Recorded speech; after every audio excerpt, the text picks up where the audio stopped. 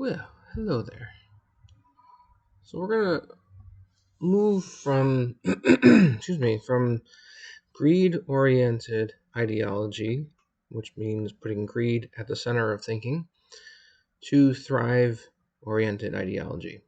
So, what does it mean to actually value at the center the idea that we all deserve to thrive? Uh, so this is a tricky one, right? I think there's on some level, it's probably easier to identify problems of things like greed, racism, sexism, heterosexism, religionism, etc. We can go down those paths and identify the things that are causing us problems, uh, and we've been doing that for a while, which is it's good. But identifying the problem is really just half of the way there. So I think this is where you start to see a difference with different kinds of approaches to education. More discussion on that later for sure in other presentations. But this focus on what would it mean to thrive together is something that we tend to be fairly thin in our thinking with, and we tend not to at this particular time, right? Maybe this is something, hopefully, in the very near future that we'll have a lot more understanding and do a lot more work with this. I would really hope that we get there very soon. Uh, but right now, it's kind of on the thin side, right? So here we are again with this map, this sort of pedagogical map, right? We are in this section still. We're still talking about issues of thriving, social sustainability, ecological, and socio-eco sustainability. We're going to talk more about that during the session. So we'll start with this question: what is thriving? And it's not a question that I don't think that it's one that should be defined in any restrictive way. I think it's however we go about defining it and describing it to ourselves, we also need to leave open the possibilities for change, for growth, for taking it in other directions, and so forth, right? So this is not one person's view ever. But that being said, a broad, hopefully flexible framework that gives us something, a bit of a guidance, would be helpful, right?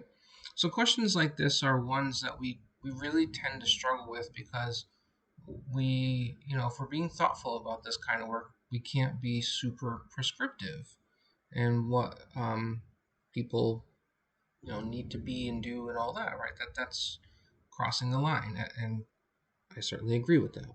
At the same time, if you look in different fields like uh, health, um, sort of mental health and emotional health, physical health, we have some guidelines too that say, hey, you should probably try to think about this, try that. Here's some overall ways of thinking about happiness or feeling satisfied in life or having some basic biochemical health within your physical being and so forth. So it's not like we don't do this kind of thinking in other ways. We do. We're just I think we're a little shy at putting this stuff forward and telling each other what to do. Now, that's somewhat cultural, especially here in the US, where we have a very strong sense of self, very strong. And we feel this infringement on the person with the slightest of movements, right? Uh, People are very culturally constructed in ways of this. They're they're their own person, and it's incumbent upon them to make their own decisions in life of what they feel is important and who they want to be and what they want to do. So, in some ways, we deeply respect those thoughts, which is good. But then we also, I think, get very tripped up because it leaves us with this lacking of really knowing what it is we even mean by those things. So we're caught in this sort of tricky spot, right? Everybody has a right to pursue their own life, and of course, um, that's just theoretical. Our society is not really good about upholding that, especially for some groups of people who get, uh, you know, treated very differently and much more harshly than the other groups of people do in our society. So, even though we say and have this sort of big talk, we're very quick to restrict and limit each other's uh, ability to thrive, and we in just one example, we are we have very much normalized that adulthood is to be co-opted for the sake of somebody else gaining intense levels of wealth, right? Our entire adulthood is just taken over by somebody else who's trying to create wealth for themselves, and that we're supposed to go along with that and just be happy to be a participant in that, and just get by, fight off debt for 40 years. So we're not exactly thriving even when we're having this sort of big talk about what it means to be an individual in our own society. So we're very much in a highly uh, contradictive space. And so being able to have some framework and some just sort of beginning thinking about what it means to thrive and what thriving even is would be super helpful, because it could create more balance, it could create more health, it could create more of a healthy nature. And I think it's important to understand over and over and over that our um, thinking about ourselves and what we want and so forth, all of that leads into practice and whatnot, but it has a huge impact on the planet, right? One data point really worth noting right now is that we are, as human beings, through our personal pursuits of what we think, wealth and thriving and all that is, through the ideology of greed, are putting the planet in peril. Um, Around 2100, we're, because of our constant pursuit of wealth and greed, and by 2100, the oceans may not be able to sustain life for just phytoplankton. Now, you might think, what does this have to do with this conversation? Like, where are you going with this? Phytoplankton produce 80%, 70 to 80% of the planet's oxygen. If we're so greedy, if we're so self centered, if we're so willing to engage in exploitation to the point of killing off one of the most important life forms on the planet that produces oxygen for nearly all of life on the planet, not just our species, uh, we're well, at least the animal kingdom, certainly, right? Who are we as a species to have that kind of impact on the rest of the planet, to the point where we're possibly killing off the one of the most important sets of species on the planet right now that creates oxygen, right? So that's one data point. Another data point is earlier than that, is around 2040 or so ish. We're going to be around 2 degrees Celsius, which is a predetermining factor for what goes on in the oceans and oxygen production and so forth, right? And that's just one instance of how climate change is messing with everything. So our inability to grasp this one concept of thriving is throwing the whole planet into complete disarray, potentially. Um, so when it comes down to like what is it that human species can do, I think the one thing that we can do, which is why I'm putting together all of these videos and all kinds of different resources over time, is because I think this is the one thing that we struggle with the most. We struggle with what it means to truly thrive. Because for so long, as human beings, we have just normalized selfishness, greed, being self centered, and not really understanding that we are in connection with everything else. And so we need to have this kind of paradigm shift, right? We can't possibly continue on this trajectory if we're so uh, if we're struggling so much because we're just hopped up on greed and exploitation. Might as well just call it quits at this point, right? Write it out until the whole thing falls apart. And I don't think most people really want that to happen. I think most people do want to see things come into balance, and time is running out. I mean, time is really truly running out. That's not a joke, right? Time is quite literally running out. We may be looking at the last century of any real viable living. I mean, that's how bad humans are right now to this planet.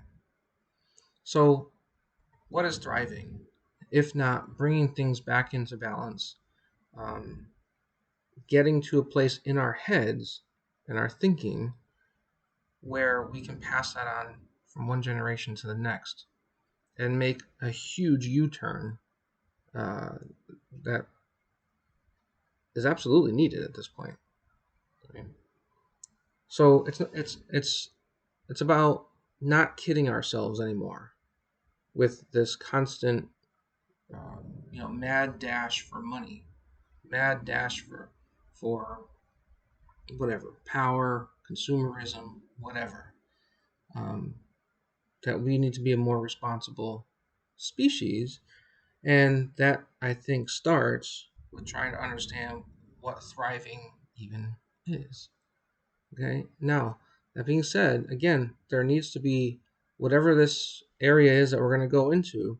There needs to be enough flexibility in our thinking uh, so that it's not something that's run by a dictatorship, right? This is not about authoritarianism via thriving, but it is about trying to find a way for us to be collectively responsible to each other and obviously to the planet, right? And to all the species on the planet to the extent that's possible. We cannot be the species that's constantly throwing everything out of whack anymore. We just can't. And if we do, then so be it, right? That's where things go. And that's the history of Earth. Aliens in some other planet will look at the planet and be like, what happened here? Right? And they'll probably point to the human species and once they finally study us and go, well, there's a species that really screwed up the whole thing. So, we're in this territory, I think, that needs desperately for us to get a handle on it. So, what is thriving? What can it be? What can we start with in terms of understanding this? So, again, using Jessica Pearlstein's piece here, which I think is just brilliant. Obviously, I keep using it. Oh my God, like I need to pay this woman some money. Uh, so, yeah, I think there's a lot here visually that gives us all kinds of cues as to what life can be. Now, I don't know if this version is completely thriving, right? We're not going to know until we try this stuff and keep looking and studying and seeing what the experiences are. So that's the limitation right now, right? We don't we won't ever really know until we try these things out. So if you look at this, there's a lot going on here. I've explained it in other ways and other videos, but just sort of walking through it. And we starting with the main person figure on top of the roof. She's clearly in a city, an urban center, right? It's you see in the background there the Trans-American Pyramid, which signifies that we're probably in San Francisco. So, a major city. Not as big as, say, Tokyo or Mexico City on the planet, but a major city nonetheless. So, what are the elements and practices that are seemingly here just in this piece? So, you have, obviously, starting with her, you have what I would consider to be a level of individual well being that is in balance. Okay. And we can go through what we think the implied things are there: mental health, emotional health, connections with nature. This is just a moment in time, obviously. It's a painting, it's a drawing, it's something that, Jessica Pearlstein is putting out there to give us a view of what I'm calling thriving could be. So we're gonna use this art piece as a way to bring in those elements. But if you keep looking at it, you do see things like renewable resources for generation of electricity, solar panels, wind turbines. Which isn't to say that those are the only ways to do it, but she's signifying that there's a shift, right? You don't see something like geothermal there, right? But that would be hugely helpful if we tapped into that. Um, we don't see, for instance, carbon capturing going on, but we absolutely need to do that. So it's not, this is not comprehensive, but you get the idea. Right? You see rooftop gardens, geodesic domes, greenhouses, so you can have year-round, growth food. One would assume, right? On the street level, you see basically that the streets have been turned into large gardens, which is something that would make sense. Why are we not doing something like that? Let's deal with transportation differently and use the spaces that we have for things like growing food. Uh, so the space is heavily retrofitted towards what very well could be collective thriving. Okay. So we have this view of what's going on with her. Right, she seems to have a high level of well-being, at least in this moment. Um, and we see that externally there's a lot of positives going on that would seemingly lead us to become more thriving. Now, um, to the extent that that corrects all of the problems from the last 200 years of destroying the planet, it may not. We're not sure. We don't know. Right? Would it slow things down? One would hope. But it's going to have to be put in practice for us to know really for sure. Obviously, science can give us a lot of clues as to what might be uh, the important paths to take, and we should probably listen to that. But again, we're not going to know totally until we start to do some of these things more and more. There's a few other things in there that I think are worth noting. One is the Buddhist prayer flags, which I think is just signifying more um, a reflection of social diversity that's there. Doesn't mean that everybody is not Buddhist.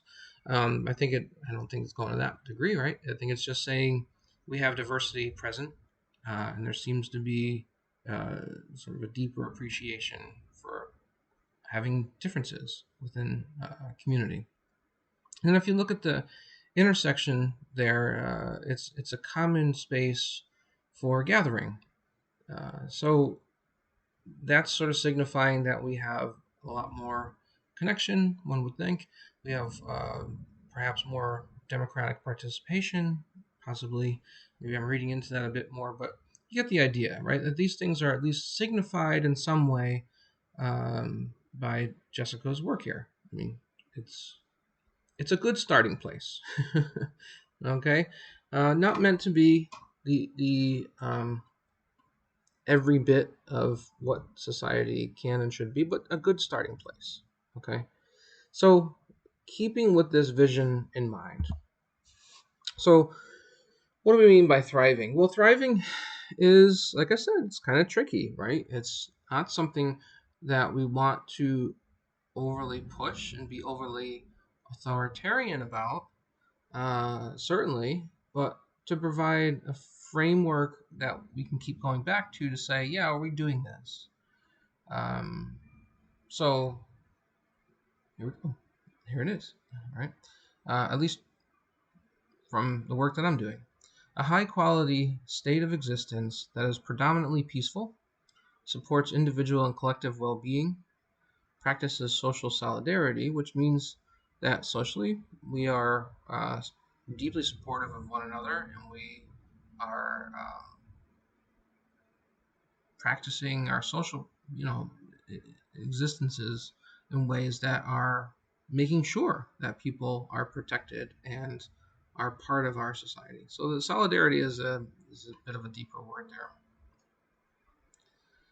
Practices responsible freedom. I think that's one that there needs to be a lot more discussion around, especially within our society, because freedom is not about swinging a baseball bat around, possibly hitting people and doing damage. Freedom is about being able to pursue certain things responsibly so that we're not hurting each other, environment, other species, etc.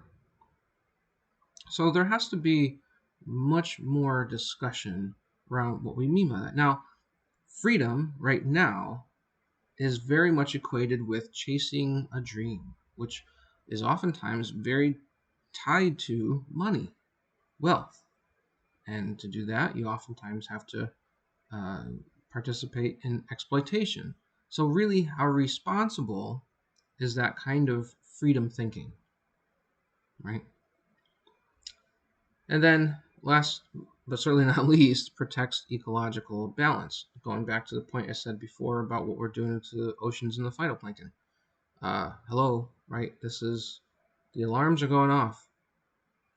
So, if you take that as a whole, uh, predominantly peaceful, supports individual and collective well being, practices social solidarity, practices responsible freedom, and protects ecological balance.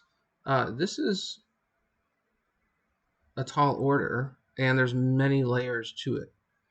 Step one here is liberating ourselves from greed ideology. So, as I've talked about in previous uh, videos, we have this, I think, mental trick right now, or blind spot, maybe is a better way of putting it, when we talk about issues of social justice. Because we're not constantly aiming it at a thriving framework, we're talking about inclusion oftentimes, and we're talking about stopping the practices of exclusion. So, okay, on the surface that sounds good, but what if it means just becoming more and more of a participant in greed ideology? Because, it's just fairer. If you get to participate and chase greed, I should be able to have equal access to chasing my own greed, right? If that's where it sits, we have a serious problem, right? So the lack of discussion around what it means to collectively thrive means that we're still locked up in this greed space all the time, right? So that's one of the big limitations of talking about diversity, social justice, even sustainability. If we're not going to talk about the larger ideology of greed that's still trapping and tricking us into a certain kind of thinking. So, step one here for thriving, I think, has to be this liberation from greed ideology. Right? At its core, thriving, individual well being integrated with socio eco sustainability, cannot occur in a society that makes greed a normalized, rationalized, and moralized ideology, way of thinking. Right? It's just what ideology means.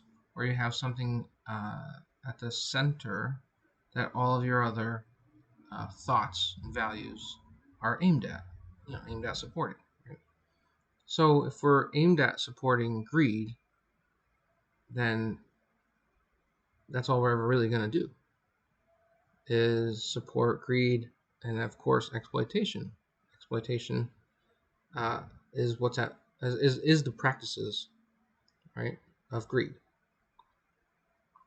So we can't have thriving if we're normalizing that, rationalizing that, and moralizing greed.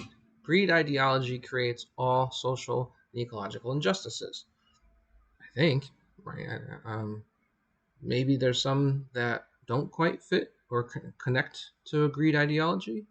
At the moment, I'm struggling to find any, but others might see that there's some other dimension and dynamic at play. Fine, fair, great, right? I'm just one human being. Okay, so for now, I'm gonna play with that as part of the framework because I think it hopefully it doesn't generate a whole other blind spot, but I think that it's super helpful to at least keep going back to that. Right? Here's this injustice. Here's this thing that's going on. Greed is probably at the core. Let me see how that might be the case. Okay. Participation in greed is de facto anti-thriving. Right? These two cannot coexist. So de facto anti-thriving. It just is, right? Um, so here we are. What do we mean by thriving? You have these layers that are interconnected. You have ultimately a society that's pretty peaceful, that knows how to deal with conflict when it arises in peaceful, dialogical, hopefully supportive ways. We're supporting individual well-being, practices of social solidarity, responsible freedom, and ecological balance. And to do so, we have to uh, escape, run away from, leave behind, liberate ourselves from this constant chasing of money and greed, run by greed, desires of wealth at all costs. We have to really come to terms with that kind of thinking that's driving so much of our existence. Now, again, human beings as a species are destroying existence on this planet. If it's not a greed ideology that's running it, then let's keep digging and find out what it is. Right now, I'm thinking that's where we're at. Okay. So thriving is this combination of well-being and sustainability, essentially. So the overall conditions and quality of living experiences, individual and collectively, right? Thinking about those and seeing how we're doing at the individual level and how we're doing together, viewed internally and externally. So how I'm doing inside of myself, and then sort of externally in relationship with each other and how we're um, impacting one another. So sustainability is a little bit different in that sense, but certainly connected. The extent to which social and ecological conditions, right, and they're impacting one another, and the quality are maintained for current and younger generations. So that's a nice way of putting it, right? But when you have the planet that is taking a really awful turn right now because of us, then we have to look at this with not just an eye on systems and balance, but an eye on our core thinking that's driving all of this. In other words, very simply put, we're never going to achieve sustainability if we keep aiming for greed, right? Let's be greedy, greedy, greedy, and then, oh shoot, let's make this thing work over here. Well, it's the greed that's causing the problem to begin with. So you can't achieve a level of being healthy and balanced and sustaining life if you're exploiting and taking away from life. They just can't go together. Okay.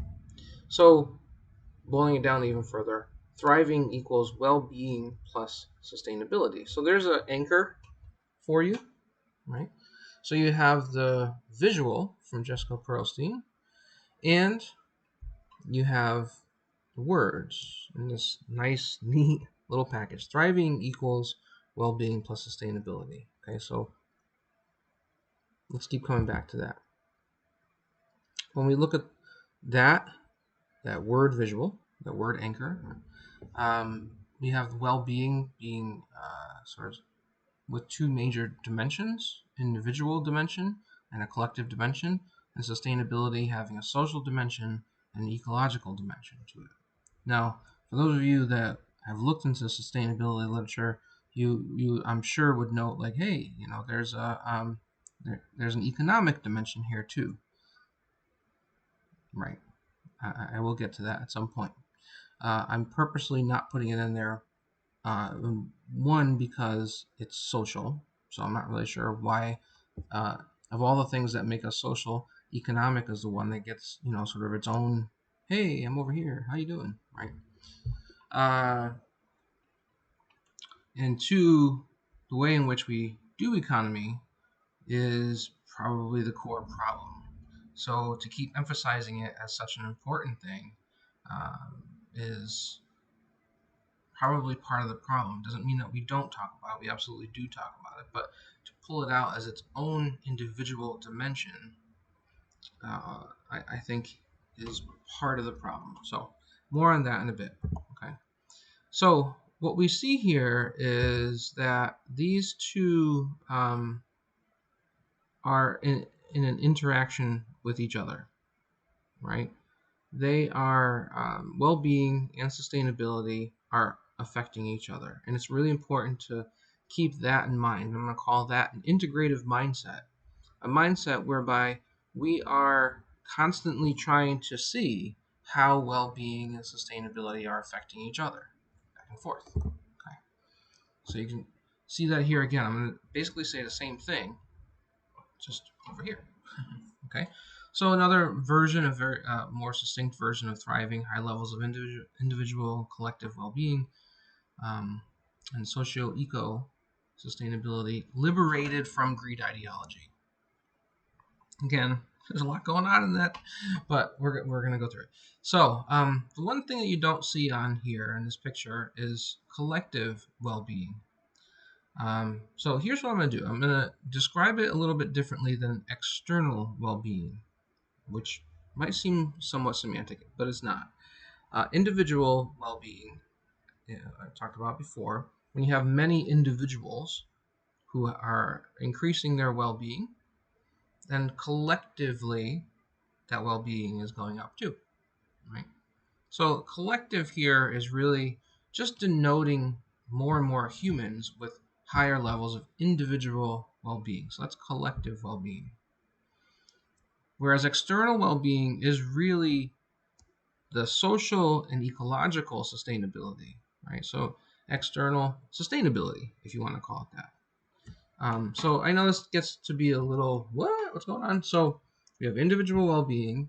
When more and more individuals have higher levels of well-being, we have a higher collective well-being. Is that the same thing as external well-being? Well, not quite, only because we still have to look at social systems, because social systems are beyond our individual well-being. And we have to look at ecological systems. How are they in balance or not in balance, right?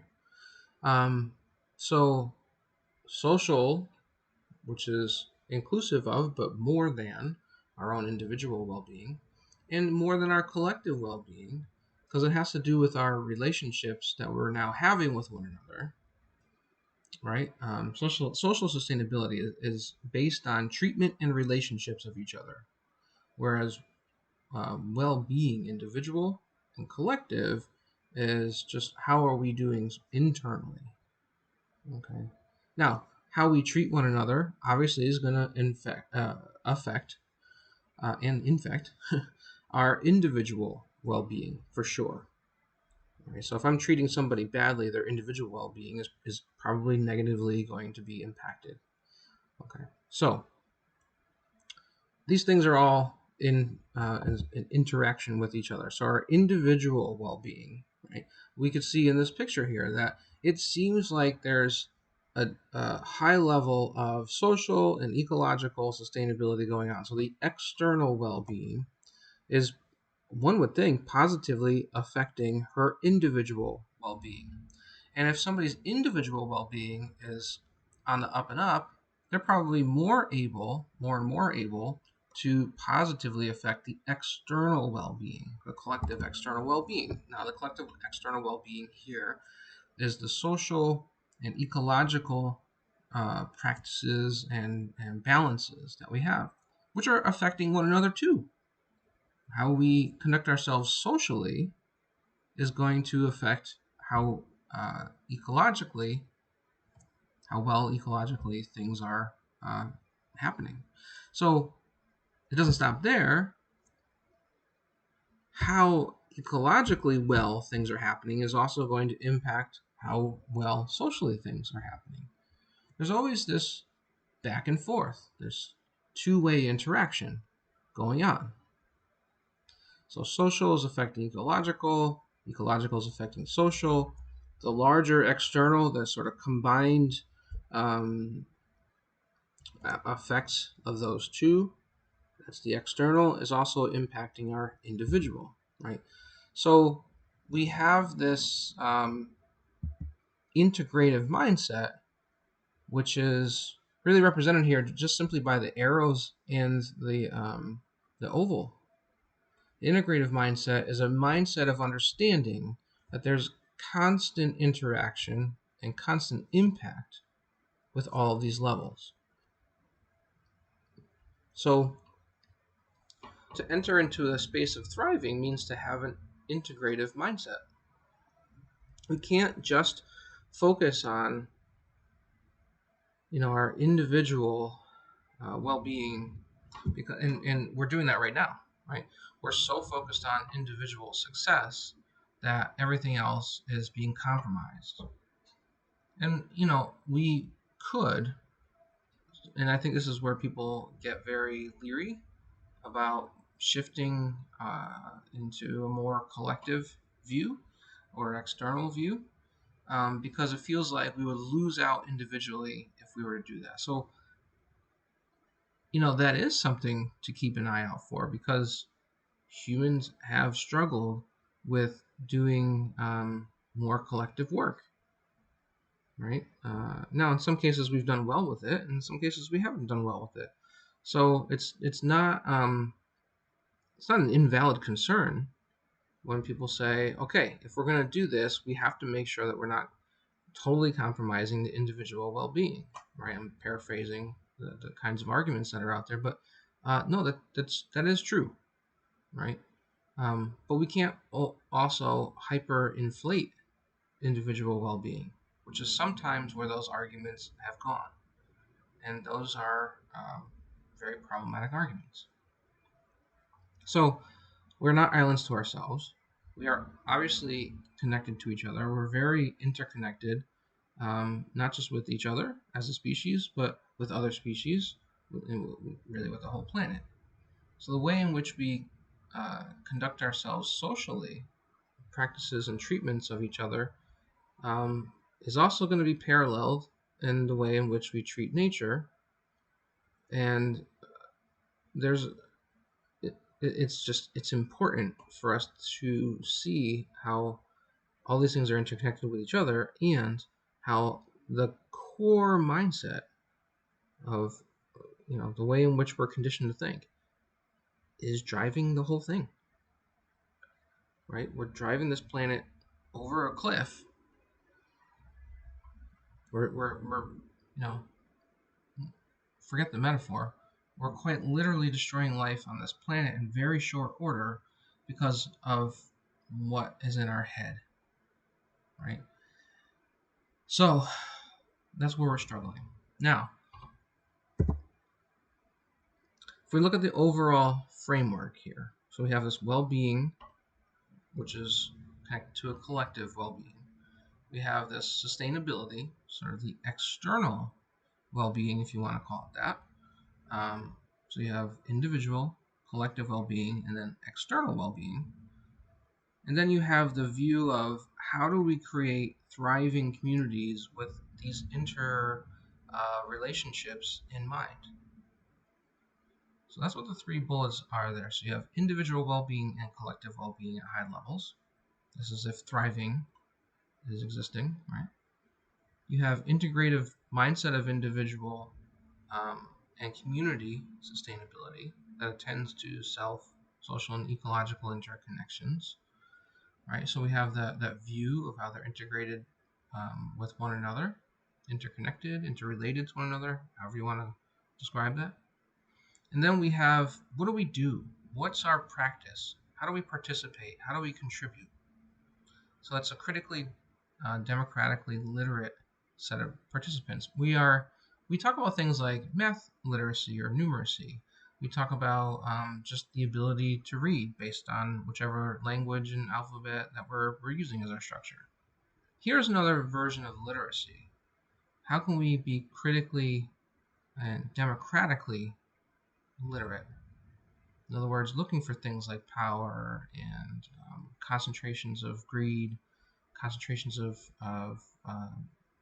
abuse, exploitation. That's what critical means. Critical means being on the lookout for the things that are uh, making us participate in exploitation and greed.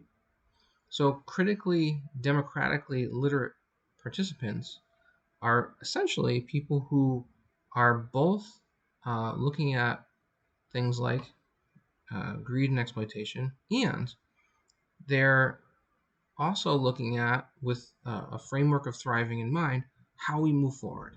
How do we transition? How do we change? How do we keep moving things in a better direction? What do we mean by a better direction, right? So it's not just identifying the problems of power and the abuses associated with difference, but it's also looking at how do we go forward? What can we do? Right? So that's that third bullet there. So if we start to go through the different layers, right? Well-being, individual well-being. There's a long list of concepts that are present here. Okay, you know, jumping to the uh, space of school and education, there's a lot of concepts in here that we can work with. Okay, but I'm gonna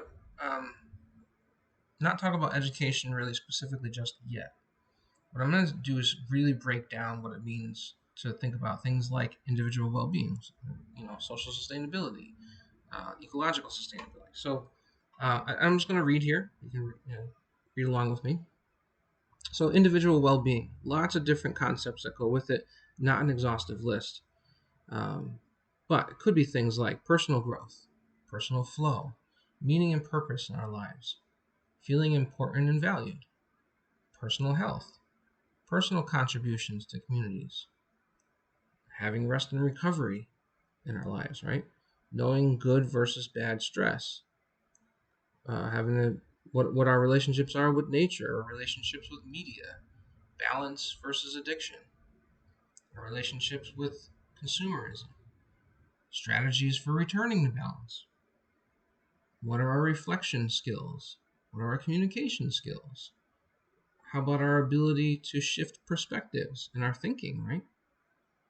Something we struggle with quite a bit these days.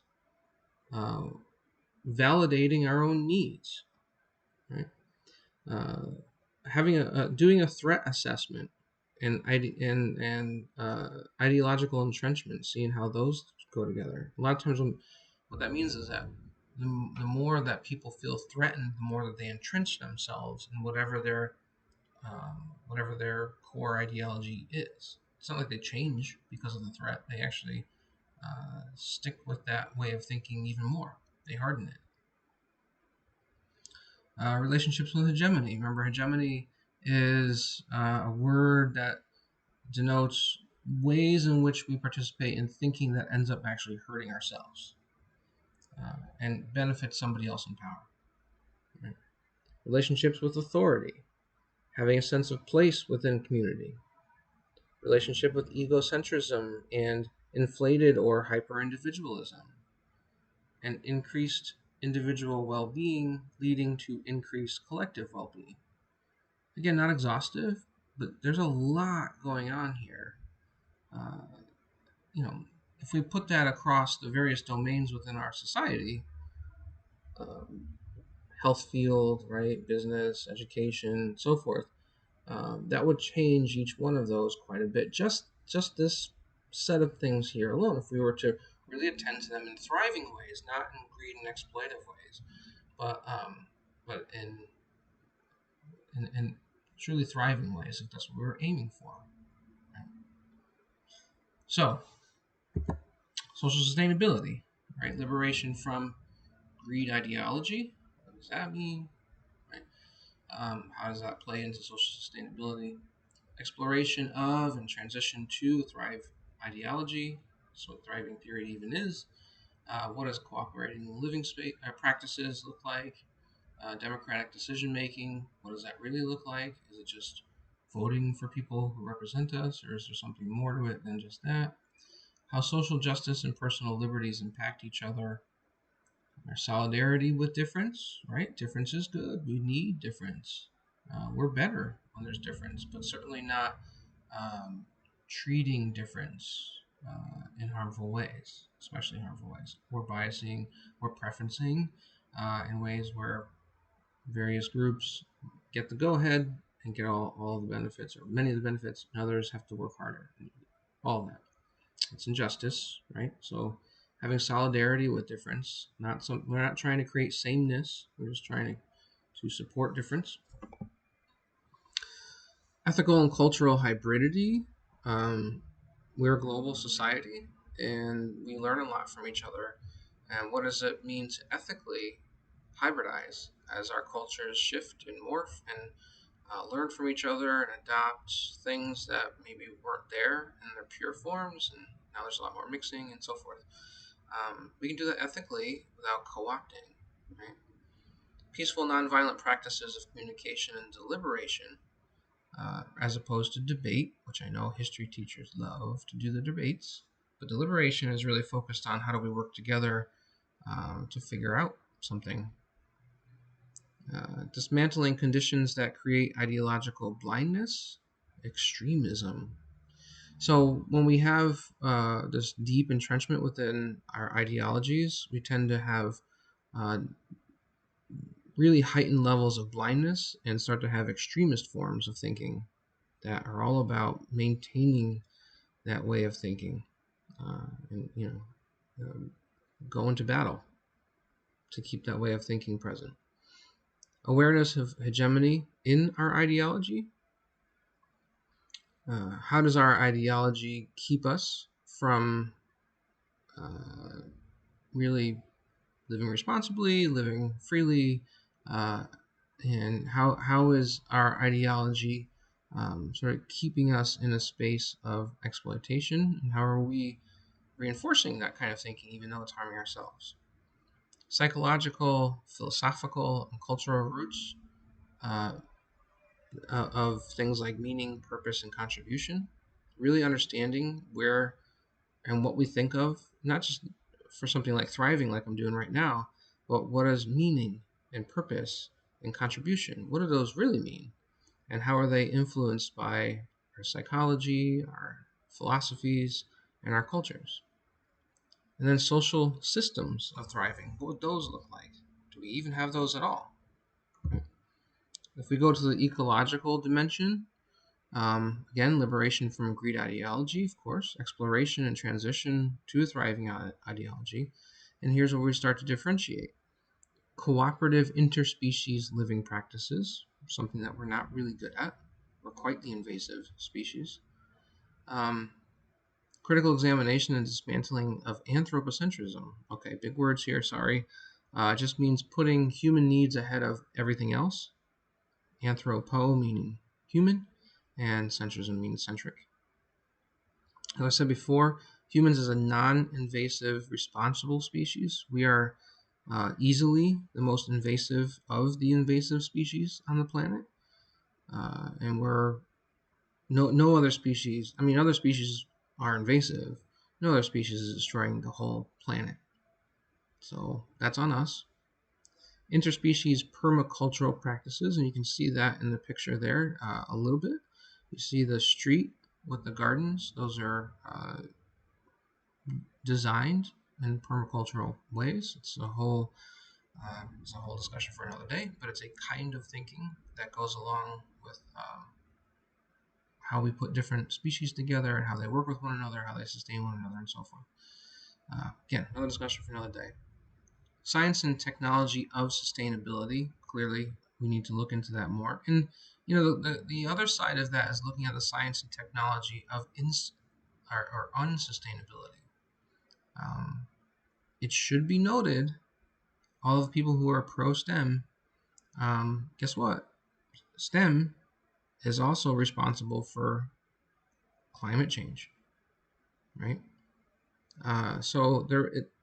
This super pro STEM view that we have is only guided by the ethics and morals that we're using STEM with.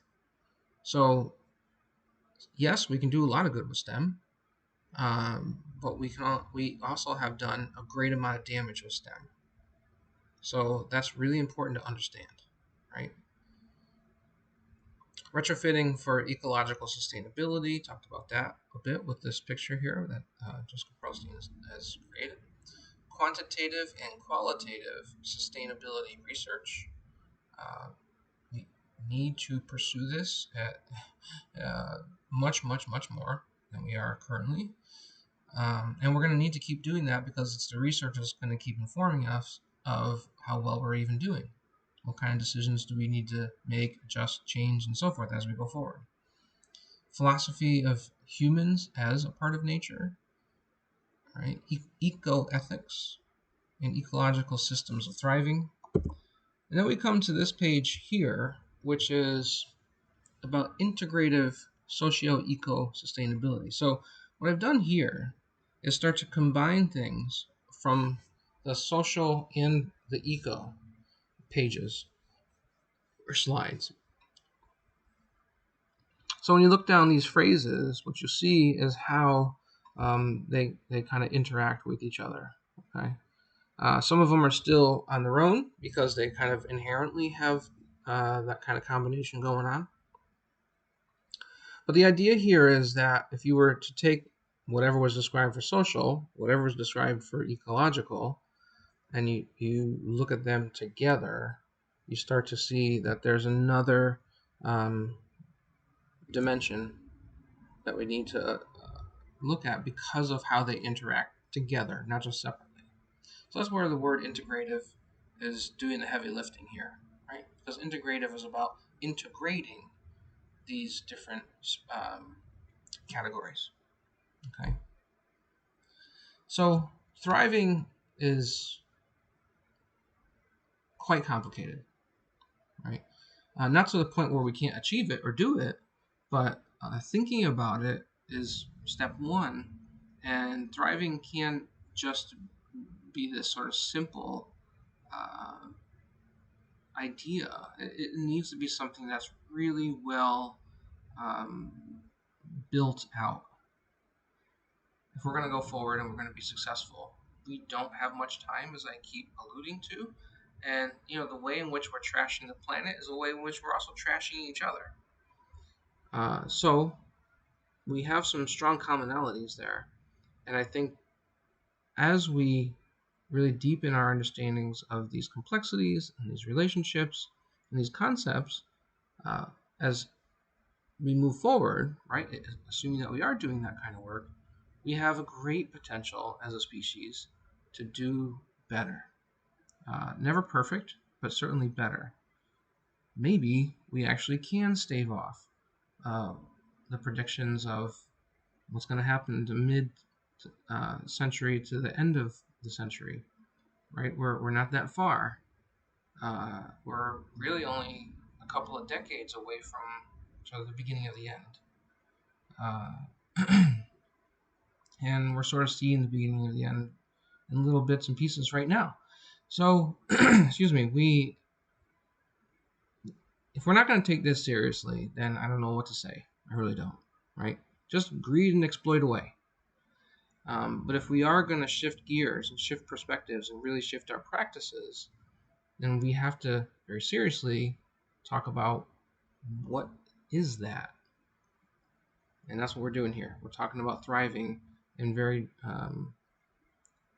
I think, complex ways, but ways that will give us a lot to work with as we make changes. Okay? So, prompts for discussion for this session. Realize this was a longer session, and it kind of has to be, right? So, take a breath. What are your initial responses to the session? To what extent do you think that an ideology of thriving can effectively change social injustices and ecological unsustainability if fully applied? Right. The simple answer is there is it's not going to happen, or it could happen, right? But really talk about just the ways that you're thinking about it right now. You don't have to talk about it in a super comprehensive way, because that right there would easily be a dissertation in a book. Okay, but just what are some things that are popping up for you right now with number 2? So number 3, does the current framework of thriving ideology, which is presented here in this session, seem to leave out anything important? Question mark. I left out the question mark. That's kind of funny. 4, to what extent do you think that parents and students are yearning for a change in their daily lives and in society that an ideology of thriving can support? Okay. These are not easy questions, and they're really open-ended. Just meant to hopefully get our thinking moving in this direction. And I know there's a lot here. There's a lot to unpack and unpack and unpack. And as we move through the different videos and as we go to different categories, and we will get to a space where you will be looking at what it means to teach in this way. I have, just so you know, I do have a curricular framework that goes along with this and how that turns into teaching practices with teaching methods. So we're getting there. The core thinking is really, really important to understand. If you strip away core thinking and just tell people what to practice, you're, I think, in a space of indoctrination. That's exactly what I'm not trying to do. So I could just skip over to those videos, right? But this needs time. We need time to really sit and think about this. Let this bake. Let this percolate in our heads. Not too much time, because we don't have a lot of time left. But if we're going to do this well, the core thinking is so important as we move into practice. It will be there, I promise. This is a paradigm shifter for education. It's a big, big change for education, and it's not something that you can just snap a finger and hopefully we can get there, right? It requires us to do some really, really important thinking first. And we're going to come back to the thinking, but we practice, we think, at least we know what to think about, as opposed to just practice, just do the practice, just Bloom's taxonomy and we'll be good, right? There's more to it than just that, okay? So right now we're in this space. So once you've done those sort of prompts for your own thinking, you have this activity that you can do with your groups, okay, if you're not doing this on your own. Number 1, discuss the thoughts in a whole group setting about how a thriving ideology could affect both cognitive engagement and student success. Do you think that a foundational shift from aiming at greed and exploitation to increased thriving would affect conditions would affect conditions of learning in your school district? Boy, I'm having a tough one today. I'll fix that too. And then in a small group, right, 3 to 4 people if you can, choose one topic from any content area and discuss how it might change if an ideology of thriving was the foundation. And then look to the last 3 slides, or 3 or 4 slides, starting with the individual well-being and then down. You have a lot of things there that you could pull from, okay? Just, again, you're not writing the curriculum yourself right now, okay? But just ideas, right? You have lots of things that you can pull from: the individual, the social, the ecological, and the integrative. You have a lot of things that you can work with there. So then return to our whole group and discuss and record your answers and um, from all small groups in the electronic document, and you see the pathway in the yellow box there. Okay, so all right, that's it. Yay, we've done this. Good job. Thrive. The basics here of the thriving ideology. So I appreciate your time. I know this was a long one, um, but we're in it. We're doing this. Good job. Take care. Bye.